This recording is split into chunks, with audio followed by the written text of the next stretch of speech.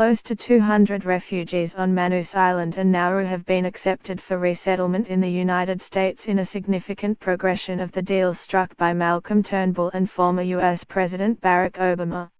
Fairfax Media understands about 130 people on Nauru, including families, and about 60 men on Manus Island, have received final approval to go to the U.S.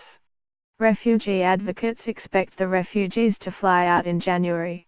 They would be the first refugees to leave Manus Island and Nauru for the U.S. since an initial group of 54 flew out in late September. Refugee Action Coalition spokesman Ian Reetool, who maintains direct contact with people on both islands, said it was pretty clear there'll be about 130 on Nauru who will be accepted in this round. However, they would need to undergo a second round of medical checks because the previous ones had expired, he said. It is understood about 60 men on Manus Island have also been accepted for resettlement.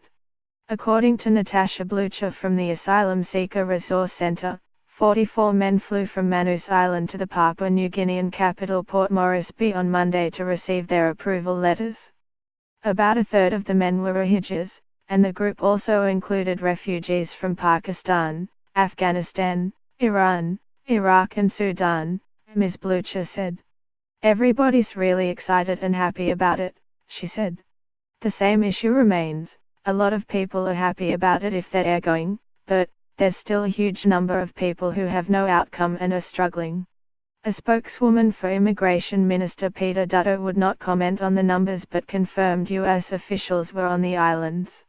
Last week Mr. Dutto indicated developments were underway but played down suggestions that up to 300 refugees could leave Manus and Nauru by Christmas. I don't think we will see numbers of that order, but obviously there have been some hand-downs in Nauru, some hand-downs in PNG as well, both positives and negatives, he said. I am hoping there can be an uplift as soon as possible, but that is an issue for the United States. I don't think you will see numbers quite as high as that, but there will be, on top of the 54 that have already departed, a number who will go. And interviews continue, the background checks and all of that process that the United States is involved in continues. There has been no pushback from the US at all in relation to the screening process. So let's wait and see what happens. The Turnbull government resists public commentary on the resettlement arrangement due to sensitivities around it in the US, where President Donald Trump reluctantly agreed to honor what he dubbed a dumb deal.